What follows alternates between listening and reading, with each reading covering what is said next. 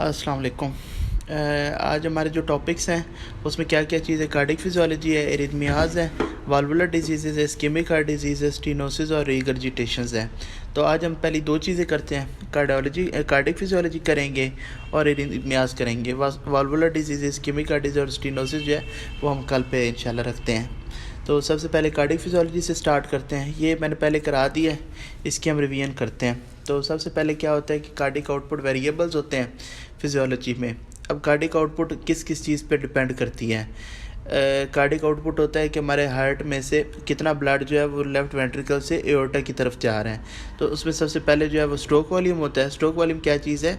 Contractility में जितना blood हम पंप कर रहे हैं उसको हम स्ट्रोक वॉल्यूम कहते हैं। इसमें हमारे पास क्या क्या चीज़ इफ़ेक्ट होती है।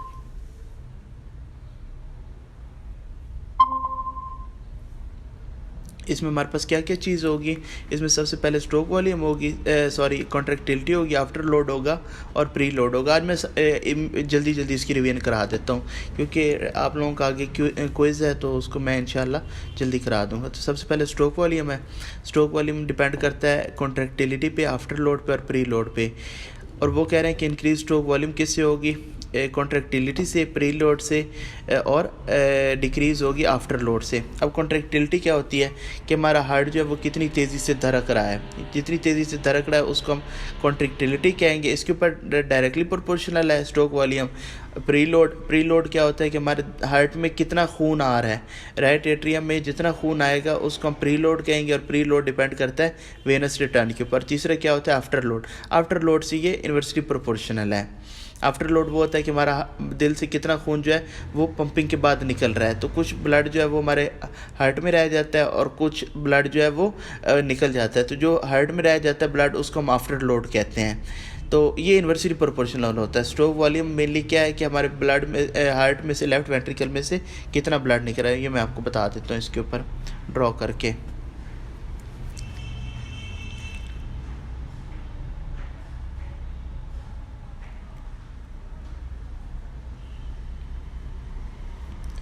Let's suppose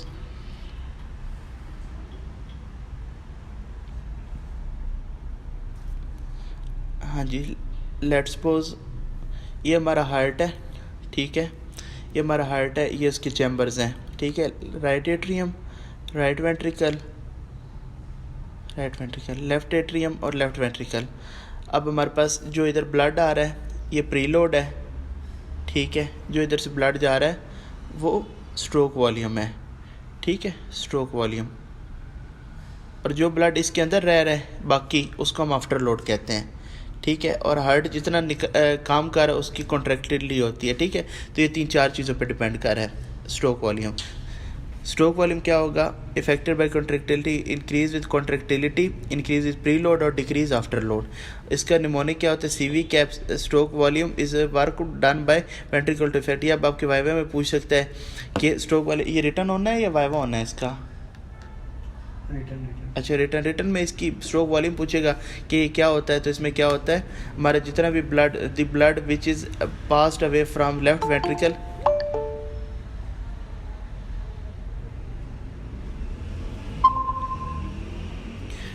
the heart which is pumped away from the left ventricle is known as stroke volume. फिर उसके बाद कॉन्ट्रैक्टिलिटी क्या होती है? कॉन्ट्रैक्टिलिटी जिस तरह मैंने आपको अभी बताया कि कॉन्ट्रैक्टिलिटी जो है वो हार्ट की पंपिंग होती है। Contractility and stroke volume increase with catecholamines. Catecholamines वो ड्रग्स होती हैं जो कि बीटा रिसेप्टर को स्टिमुलेट करती हैं, जिसमें हमारे पास एट्रोपिन वगैरह होती हैं। एट्रोपिन कैटाकोलामाइज में आ जाती हैं। तो ये सारी कॉन्ट्रैक्टिलिटी के ऊपर फिजियोलॉजी डिपेंड करती है। Number 1 stroke volume, number 2 contractility. और एक्टिवेटेड प्रोटीन काइनेज ये उसके डिटर्मिनेंट्स हैं। और कॉन्ट्रैक्टिलिटी किसके साथ इंक्रीज़ करती है? इंक्रीज़ विद इंट्रासेलुलर कैल्शियम और decrease with extra cellular sodium. ये बस आपने चीज़ें याद रखनी है कि कॉन्ट्रैक्टिलिटी किस किस चीज़ के ऊपर डिपेंड करती है। ये मैं स्लाइडें भी आपको अभी भेज देता हूँ ग्रुप में। उसके बाद contractility and stroke volume decrease with beta blockade, cyclic MP. अब बीटा रिसेप्टर जो होता है वो हार्ट को इंक्रीज़ करता है और बीटा ब्लॉकर जो है वो कॉन्ट्रैक्टिलिटी को कम कर रहा होता है। बीटा ब्लॉकर जो है हमारे पास नॉर्मल प्रोपेनोलॉल, एटिनोलॉल वगैरह होती हैं, ये हार्ट की कॉन्ट्रैक्टिलिटी को कम कर रही होती हैं। साथ में हमारे पास heart failure with systolic dysfunction, acidosis, ये चीज़ें जो है ये कॉन्ट्रैक्टिलिटी को डिक्रीज़ कर रही। इंक्रीज़ कौन कौन सी कर रही हैं कॉन्ट्रैक्टिलिटी को? बीटा एगोनिस्ट, ठीक है, कैटेकोलामाइंस जिसको हम कह रहे हैं, ये क्या करेंगे? एक्टिवेटेड प्रोटीन काइनेज ए, ये उसका पूरा आगे मैकेनिज़्म है, ये आप लोग ना देख लीजिएगा, ये इसका मैकेनिज़्म है। और उसके बाद कैल्शियम इंक्रीज़ होगा, क्योंकि मैं आज ना थोड़ा जल्दी रिवीजन करा रहा हूँ क्योंकि टाइम कम है आप लोगों के पास, तो आपका टाइम वेस्ट करने की बजाय, एक्सप्लेनेशन की बजाय मैं सिर्फ ओवरव्यू देता जाऊँ, क्योंकि ये बेसिकली आज रिवीजन क्लास है। तो इसमें बीटा ब्लॉकेट है, बीटा रिसेप्टर्स हैं, साथ में इंटरसेलुलर कैल्शियम है, सोडियम डिक्रीज़ होगा तो कॉन्ट्रैक्टिलिटी इंक्रीज़ हो जाएगी, और साथ में डाइजॉक्सिन जो होती है वो कॉन्ट्रैक्टिलिटी को इंक्रीज़ कराती है। बाकी उसके बाद फिर प्री लोड आ गया, जिस तरह मैंने आपको बताया इस पिक्चर में।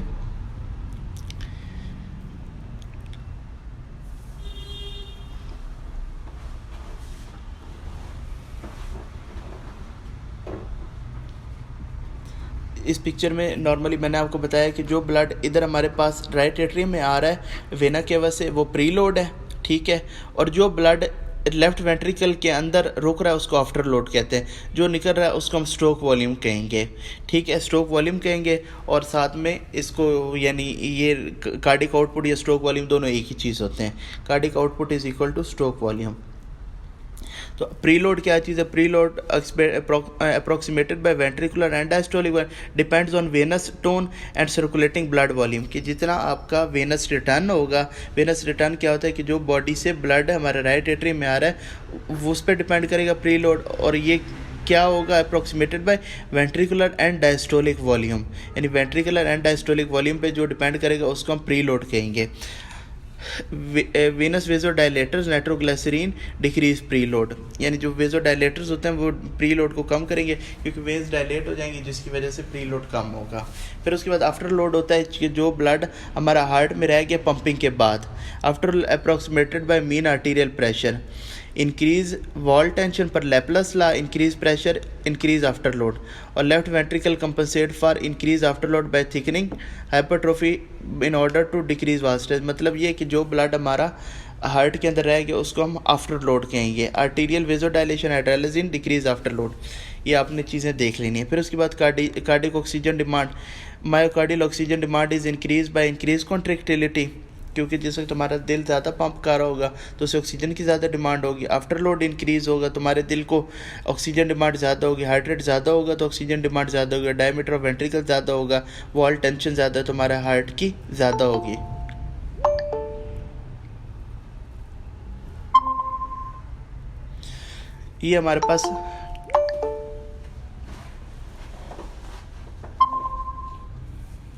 ये हमारे पास फिजियोलॉजी होगी। सबसे पहले हमने स्ट्रोक वॉल्यूम देख लिया, स्ट्रोक वॉल्यूम के बाद कॉन्ट्रैक्टिलिटी देख ली। स्ट्रोक वॉल्यूम क्या होगा कि जो हार्ट जो है वो राइट वेंट्रिकल से ब्लड निकल रहा है हार्ट में से, वो स्ट्रोक वॉल्यूम है।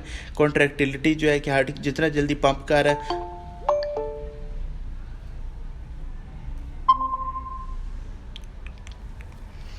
और उसके बाद प्री लोड है कि हमारा वेनस रिटर्न कितना ब्लड हार्ट में आ रहा है उसको वेनस रिटर्न प्री लोड कहेंगे। आफ्टर लोड क्या होता है कि हार्ट में से पंपिंग के बाद जो ब्लड रह जाए उसको आफ्टर लोड कहेंगे। और कार्डिक ऑक्सीजन डिमांड है। उसके बाद स्ट्रोक वॉल्यूम का फार्मूला है, ये फार्मूला आपके पास पेपर में आ सकता है। स्ट्रोक वॉल्यूम का फार्मूला क्या होता है? And diastolic volume minus end systolic volume. अब डायस्टोलिक वॉल्यूम क्या होता है?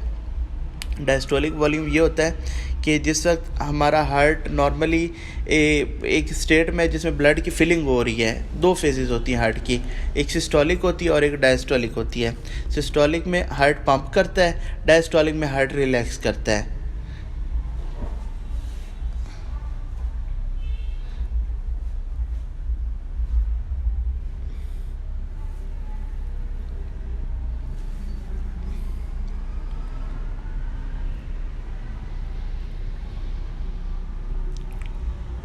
अब ये नॉर्मली हमारा हार्ट है।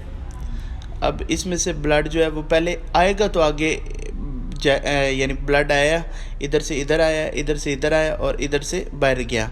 तो जब हार्ट आता है, हार्ट में ब्लड आता है तो वो क्या करता है, उसको हम डायस्टोलिक कहते हैं। डायस्टोलिक। डायस्टोलिक जो है वो हमेशा ज़्यादा होता है। फिर सिस्टोलिक होता है जब हार्ट ने कॉन्ट्रैक्ट कर दिया, ब्लड जो है वो लेफ्ट वेंट्रिकल से बाहर निकला, इधर से बाहर निकला, इधर से बाहर निकला, जहाँ भी वो बाहर जाएगा उसको हम सिस्टोलिक फेज कहेंगे। दो फेजेस होते हैं, सिस्टली, डायस्टली। अब ये नॉर्मली हम वार्ड में देखते हैं कि एक पेशेंट है, उसका ब्लड प्रेशर है जी 120/80, 120/80 BP है, ठीक है। हम अटेंडेंट से पूछते हैं इसका सिस्टोलिक कितना, वो कहता है जी 120 है। डायस्टोलिक नीचे वाला ब्लड प्रेशर कितना है जी 80 है। तो इसको हम क्या कहेंगे, सिस्टोलिक और डायस्टोलिक। तो जो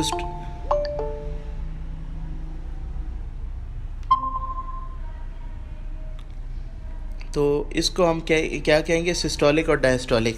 तो जो स्ट्रोक वॉल्यूम है उसके हमारे पास इक्वेशन में क्या चीज़ है, stroke volume is equal to end diastolic volume minus end systolic volume, यानी एंड डायस्टोलिक में से सिस्टोलिक का जितना आएगा वो हमारे पास स्ट्रोक वॉल्यूम होगा। फिर उसके बाद इजेक्शन फ्रैक्शन क्या होती है, इजेक्शन फ्रैक्शन है कि ब्लड हमारा कितना लेफ्ट वेंट्रिकल से निकल रहा है, तो उसको हम कहेंगे ejection fraction is stroke volume over and diastolic volume, ये इसका फार्मूला है। Ejection fraction is index of ventricle contractility, ये सिर्फ डेफिनेशंस है और आपने इनको रट्टा लगाना है। अब इसमें कार्डिक आउटपुट क्या चीज़ है कि हमारे हार्ट में से कितनी आउटपुट जा रही है, तो cardiac output is stroke volume into heart rate, ये इसका फार्मूला है, यानी cardiac output is stroke volume. उसके बाद पल्स प्रेशर है systolic blood minus diastolic blood, ये मैंने नॉर्मली जिस तरह आपको ये बताया,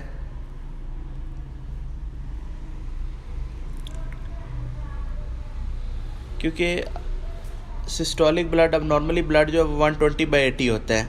अब वो कह रहा है कि इसका पल्स प्रेशर कितना है, पीपी जो होगा वो 120 - 80 होगा, -80, तो ये टोटल बनेगा 40। तो इस पेशेंट का हमारे पास ब्लड प्रेशर जो है वो पल्स प्रेशर 40। अब एक और पेशेंट आया जिसका 180/100 है, तो इसका पल्स प्रेशर कितना होगा, 80 होगा, 180 - 100 80 होगा। तो पल्स प्रेशर क्या है, ये दो चीज़ों का डिफरेंस हो गया।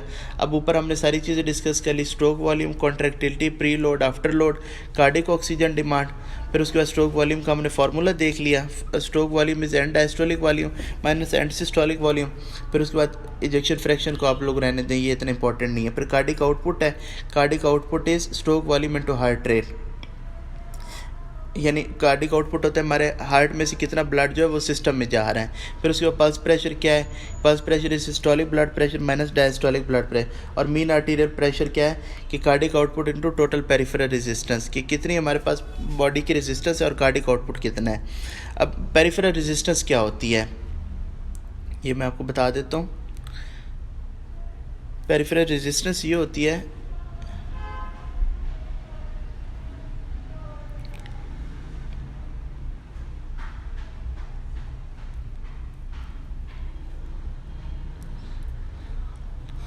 अब ये हार्ट है, हार्ट में से ब्लड वेसल्स निकल रही हैं, ठीक है।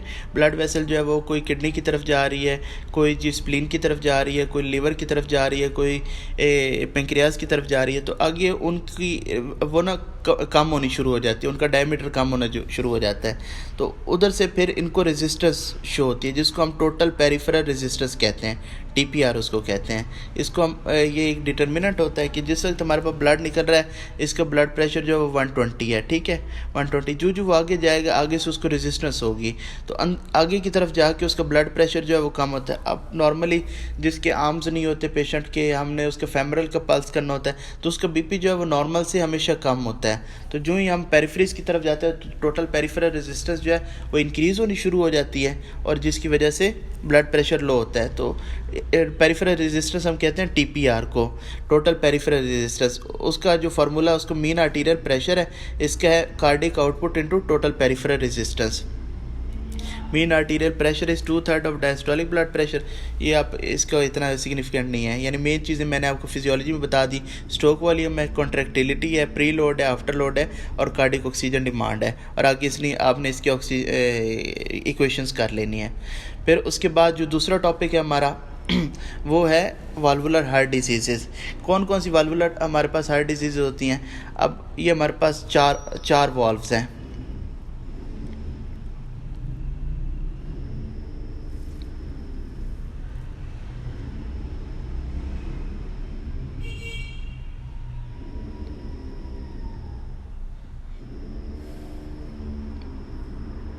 अब ये हमारे पास हार्ट है, हार्ट के 4 वाल्व्स हैं, राइट एट्रियम, ये चैम्बर्स में बना रहा हूँ, राइट वेंट्रिकल, लेफ़्ट एट्रियम और लेफ़्ट वेंट्रिकल्स, ठीक है।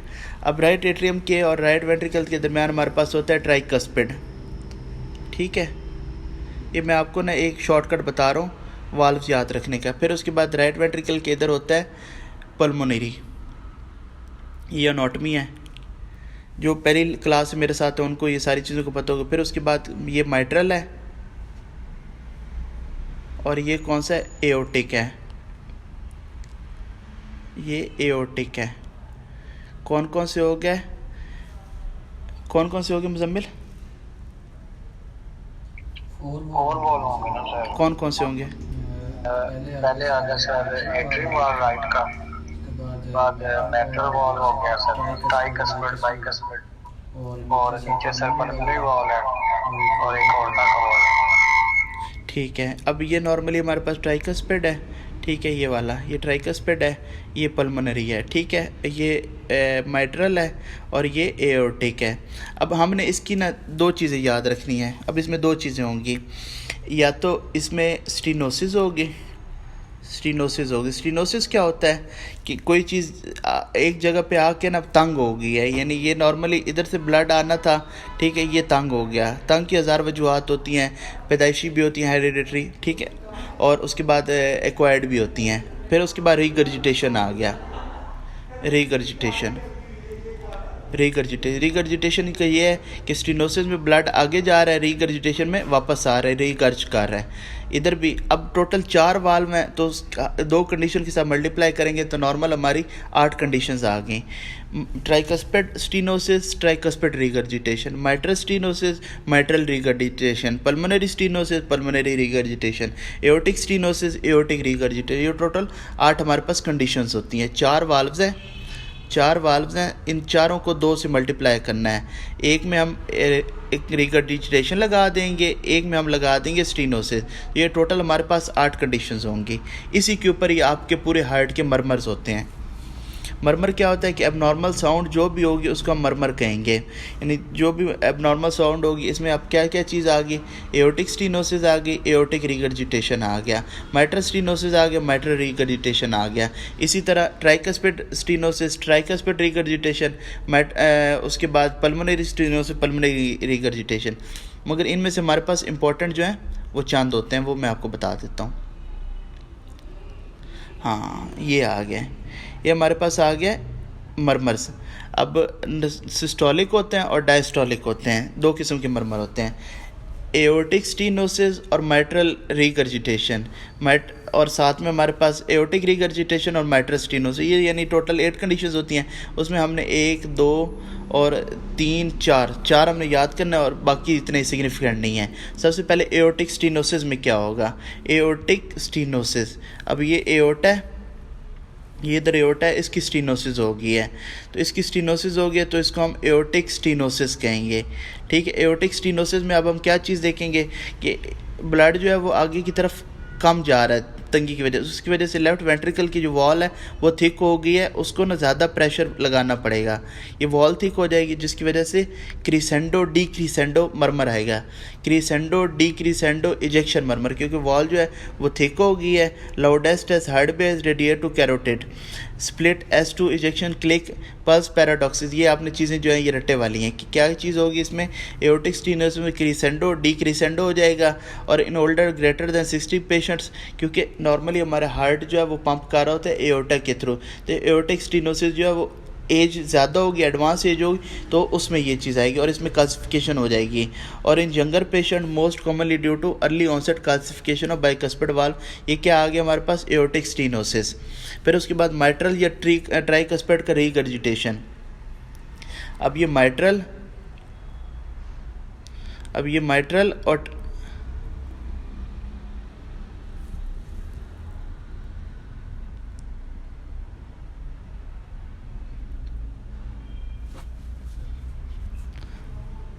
हाँ जी, ये अब माइट्रल है और ट्राइकस्पिड है, ठीक है। इसका अब रीगर्जिटेशन हो रहा है, ठीक है, इनका रीगर्जिटेशन हो रहा है। तो इसमें क्या चीज़ होगी, होलोसिस्टोलिक। होलोसिस्टोलिक मतलब ये कि पंप कर रहा है ब्लड, मगर वो आगे की जानों की बजाय वापस आ रहा है। एओर्टिक स्टीनोसिस में क्या चीज़ थी, एओर्टिक स्टीनोसिस में क्रिसेंडो डी क्रिसेंडो मरमर, जिसकी उसने साथ शेप भी दी है, क्रिसेंडो डी क्रिसेंडो, के ऊपर जा रहा है फिर नीचे आ रहा है। यानी स्टीनोसिस है, बड़ा बारीक सा है, वो हार्ट को कभी प्रेशर इंक्रीज़ कर देता है, कभी डिक्रीज़ कर देता है। तो उसको हम क्या कहेंगे, crescendo decrescendo ejection murmur loudest at heart base.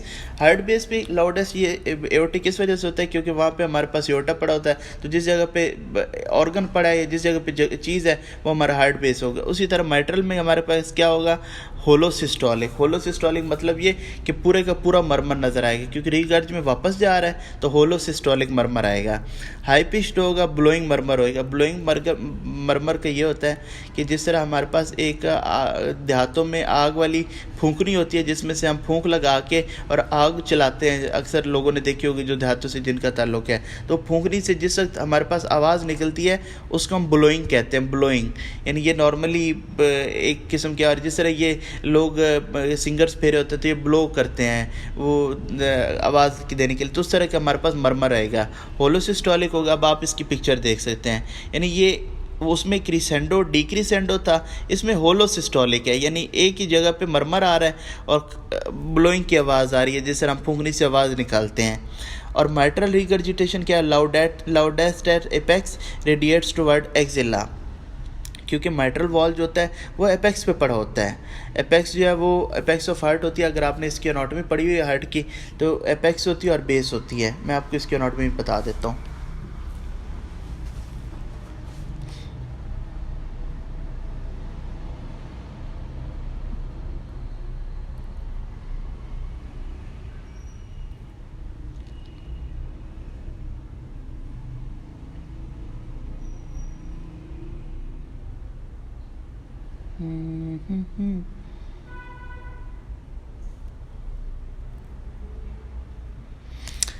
हाँ जी, ये स्टूडेंट्स हार्ट है।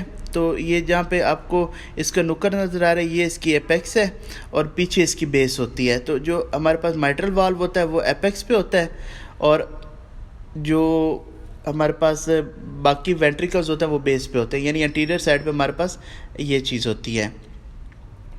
मुझे इसकी सही पिक्चर नहीं मिल रही, जो ही मुझे पिक्चर मिलती है मैं आप लोगों के साथ शेयर कर देता हूँ, जो एनाटॉमी की पिक्चर होगी। हाँ, ये चीज़ है, ठीक हो गया। ये हमारे पास हार्ट है, ये इसके नोड्स हैं, ये इसकी एपेक्स है।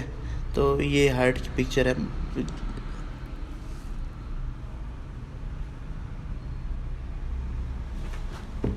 अच्छा, अब ये हमारे पास माइट्रल और ट्राइकस पे रिगर्जिटेशन आ गई। इसमें क्या होलोसिस्टोलिक मरमर है। माइट्रल जो है वो उसकी लोकेशन होती है एपेक्स पे और रेडिएट टुवर्ड एक्सिल है, और ट्राइकस पे जो है उसकी ट्राइकस पे एरियम में होती है, क्योंकि जहाँ का वॉल पड़ा होगा उधर ही हमने उसका लगा देना, यानी कोई रॉकेट साइंस इसमें नहीं है। जिधर हमारे पास वॉल पड़ा है वहीं पे हम उसको मरमर लगा देंगे।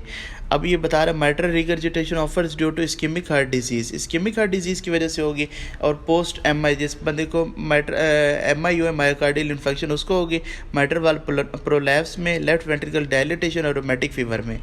अब रोमेटिक फीवर में क्यों होती है कि रोमेटिक फीवर जो है वो हमारा लंग्स की तरफ से आ रहा होता है, तो ये उस वजह से हमारे पास रोमेटिक फीवर में होगी माइट्रल वाल्व प्रोलैप्स, क्योंकि जहाँ तक उसका नाम लिखा हुआ है तो माइट्रल वाल्व प्रोलैप्स होगा, लेफ्ट वेंट्रिकल डायलिटेशन। अब मैं आपको माइट्रल वाल्व की बता देता हूँ सारी चीज़ें।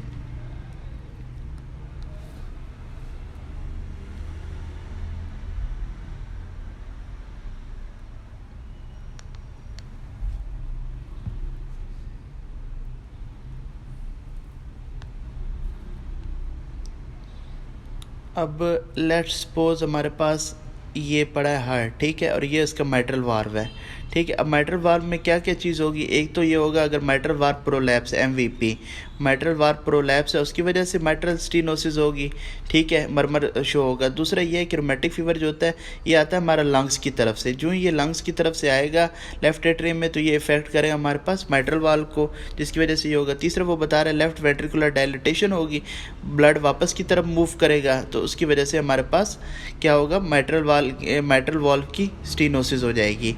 तो ये यही चीज़ें बता रहा है। और पोस्ट एम आई जब इस्कीमिक हार्ट डिजीज़ होगी तो उस वजह से भी ये हो सकता है। अब उसके बाद माइट्रल वाल्व प्रोलैप्स क्या होता है? माइट्रल वाल्व प्रोलैप्स इस वजह से होता है कि जो हमारे पास आईवी ड्रग यूज़र्स होते हैं या नॉर्मली जो बंदे नशा वगैरह करते हैं उनका माइट्रल वाल्व जो है वो ख़राब होना शुरू हो जाता है। ठीक है, तो उसमें क्या चीज़ होगी? Late crescendo मरमर।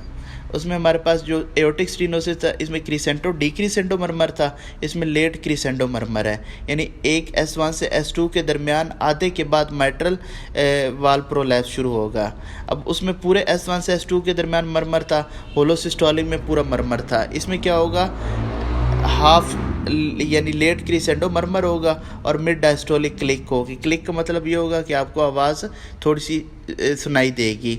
Mid diastolic click के सिस्टली और डायस्टोलिक के दरमियान हमें एक क्लिक नज़र आएगी, ये आपने याद रखना है। That occur after carotid valve best heard over apex loudest just before एस्ट, क्योंकि जिस जगह पे हमारे पास माइट्रल वाल्व पड़ा है उसको हम एपेक्स कहते हैं, तो ये लाउडेस्ट एट एपेक्स होगा। और usually benign but can predispose to infective endocarditis, ये आपने सिर्फ इतने याद रखना है। फिर उसके बाद वेंट्रिकुलर सेप्टल डिफेक्ट्स जो हैं वो क्या होंगे? होलोसिस्टोलिक होंगे। जिस तरह हमने ऊपर पढ़ा माइट्रल और ट्राइकस्पेड, उसी तरह ही वेंट्रिकुलर सेप्टल डिफेक्ट होगा। और हार्श साउंडिंग मरमर होगा, लाउडेस्ट ट्राइकस्पेड एरिया और कंजेंटल होगा और लार्ज VSD इसमें होंगे। ये कंजेंटली होता है और इसमें लार्ज VSD होता है।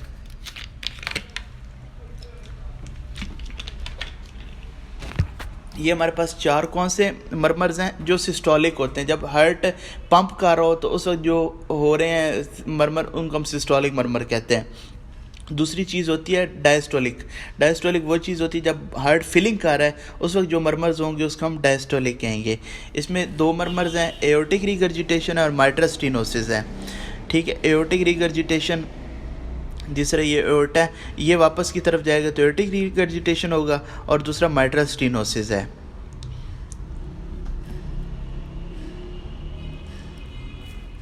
यानी ये फिलिंग फेज़ में होगा। इसमें एओर्टिक रिगर्जिटेशन में एओर्टा वापस जा रहा है और माइट्रल स्टेनोसिस में माइट्रल स्टेनोज है जिसकी वजह से ब्लड जो है वो वहाँ से बहुत फंस के निकल रहा है। माइट्रल रिगर्जिटेशन एओर्टिक में क्या है कि एओर्टिक वाल्व, तो ये दोनों चीज़ें जो हैं ये लेफ्ट वेंट्रिकल से रिलेटेड हैं, तो इसका जो मरमर है वो भी लेफ्ट वेंट्रिकल से रिलेटेड होंगे। अब हम इसको रीड करते हैं।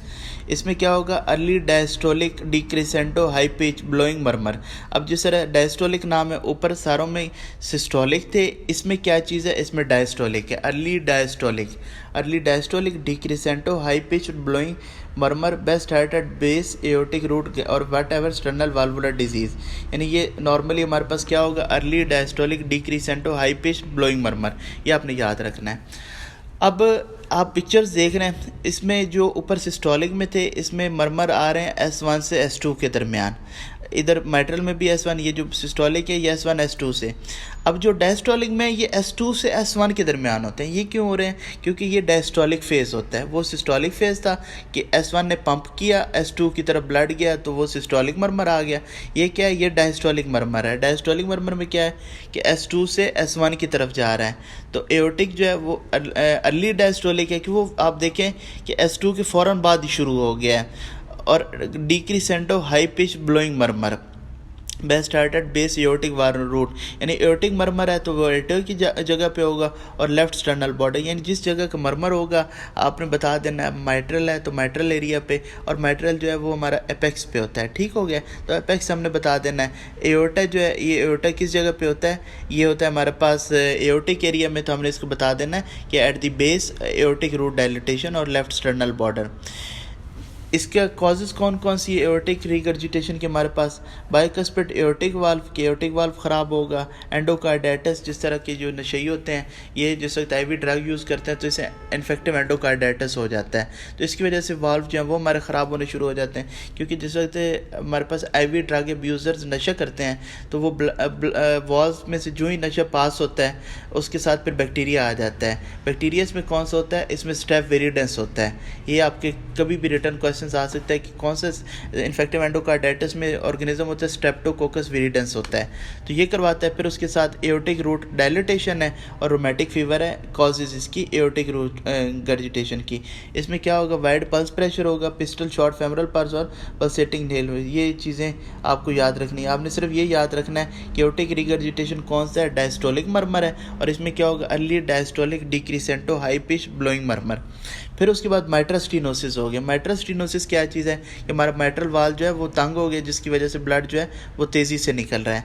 तो फॉलोइंग ओपनिंग स्नैप, ये इसका पर्टिकुलर वर्ड है। ओपनिंग स्नैप का मतलब है कि रश ऑफ ब्लड निकलेगा, जगह तंग है, जगह तंग से ब्लड जो है वो रश ऑफ निकलेगा, जिसकी वजह से हम इसको ओपनिंग स्नैप कहेंगे। ये नॉर्मली पर्टिकुलर है कि जहाँ भी ओपनिंग स्नैप का लफ्ज़ आ जाए आपने माइट्रल स्टीनोसिस ही कहना है। यानी ओपनिंग स्नैप का मतलब ये है कि जिस तरह एक चीज़ खुल के बाहर निकल रही है, तो ये एओर्टिक स्टीनोसिस से रश ऑफ ब्लड निकल रहा है, क्योंकि जगह तंग है, ब्लड का फ्लो ज़्यादा है, तो ये माइट्रल स्टीनोसिस है।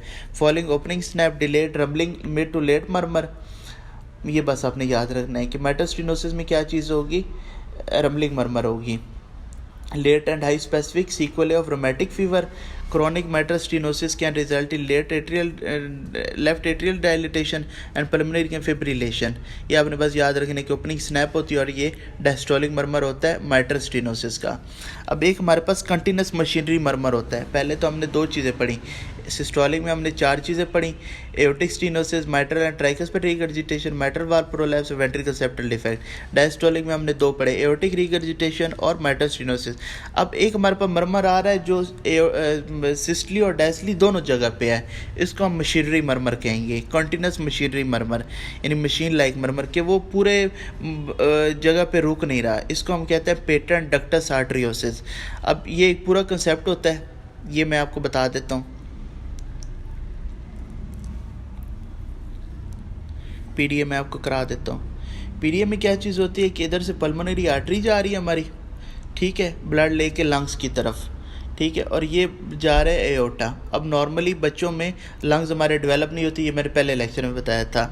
तो पल्मोनरी आर्टरी और एओर्टा के दरमियान एक शंट होता है बच्चों में, नॉर्मली ये शंट है, ये ब्लड इधर जाना शुरू हो जाए, यानी पल्मोनरी राइट वेंट्रिकल से ब्लड निकला,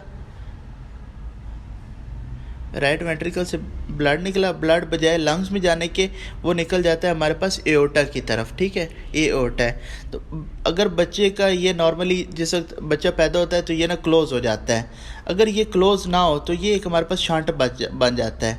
जिस तरह वेंट्रिकल सेप्टल डिफेक्ट हो गया, एट्रियल सेप्टल डिफेक्ट हो गया, इसी तरह ये शंटिंग होती है, इसको हम कहते हैं पेटेंट डक्टस आर्टरियोसिस। ब्लड जो है वो पल्मोनरी आर्टरी से सीधा लंग्स की तरफ जाने की बजाय वो एओर्टा में जाना शुरू हो जाता है। नॉर्मली 6 घंटे 8 घंटे 10 घंटे बाद बच्चे का ये शंट बंद होना चाहिए, मगर अगर वो बंद ना हो तो ये पेटेंसी रह जाती है। पेटेंट का लफ्ज़ जहाँ भी पूरी मेडिकल में आपका आ जाए उसका मतलब होता है कि खुला रहना, पेटेंट, ये जगह खुली हुई है, ठीक है, इसमें से फ़्लो चल रहा है। तो नॉर्मली तो ये बंद होना चाहिए, मगर ये बंद नहीं है हो रहा, तो इसकी वजह से हमारे पास क्या होगा, पेटेंट डक्टस आर्टरियोसिस, पीडीए, ये पीडीए होता है, ठीक है। इसमें हमारे पास कंटिन्यूस मशीन लाइक मरमर होगा, क्योंकि ब्लड जो है वो गुजर है पाथवे से और प्रेशर के साथ जा रहा है, और वो हमारे पास क्या है, S1 और S2 दोनों में जा रहा है, यानी सिस्टोलिक भी है साथ में डायस्टोलिक भी है। तो कंटिन्यूस मशीन लाइक मरमर है। बेस्ट हार्ट है लेफ्ट इंफ्रा क्लेविकुलर एरिया और लाउडेस्ट है S2, ये आपने जगह इसकी देख ली कि S2 पे loudest. Often due to congenital rubella और prematurity you need a patent for machine, ये इसकी नॉर्मली होगी। तो आज हमने 2 चीज़ें पढ़ी। क्या क्या हमने चीज़ पढ़ी, एक तो हमने फिजियोलॉजी पढ़ी, फिजियोलॉजी में हमने चीज़ पढ़ी थी स्ट्रोक वॉल्यूम क्या होता है। स्ट्रोक वॉल्यूम होता है कि ब्लड जो है वो जो हार्ट में आता है उसको हम स्ट्रोक वॉल्यूम कहते हैं, और ये डिपेंड होता है हमारे पास वेनस रिटर्न के ऊपर। फिर उसके बाद हमने कॉन्ट्रैक्टिलिटी पढ़ी कि हार्ट जो है वो कॉन्ट्रैक्ट करता है, वो कौन कौन से उसके डिटर्मिनेंट्स हैं। उसमें डिटर्मिनेंट्स हैं हमारे पास बीटा 1 रिसेप्टर्स जिसके ऊपर कैटेकोलोमीज एक्ट करते हैं, साथ में इंट्रासेलुलर कैल्शियम, डिक्रीज सोडियम और डाइजॉक्सिन।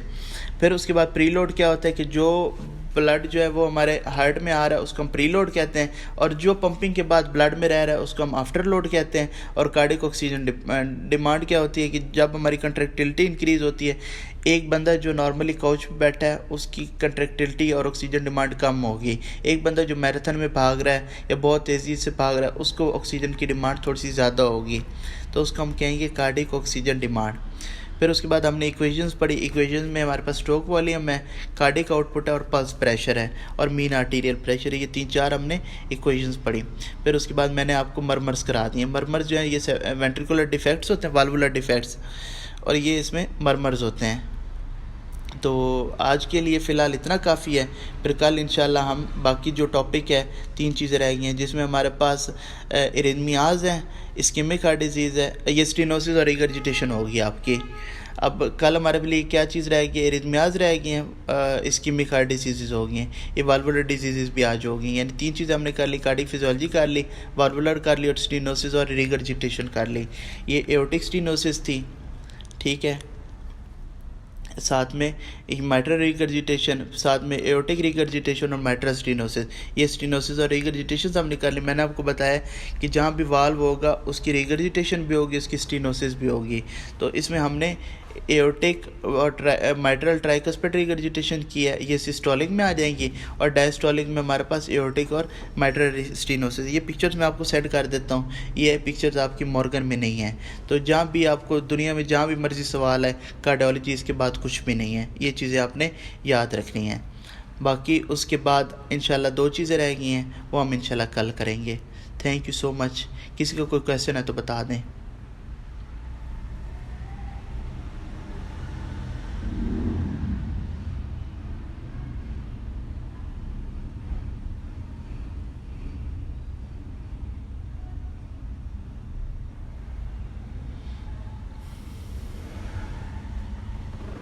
सर ब्लू बेबी ਜਿਹੜੇ ਹੁੰਦੇ ਆ ਇਹਦੇ ਵਿੱਚ ਸ਼ੰਟ ਰਹਿ ਜਾਂਦਾ ਉਹਨਾਂ ਦੇ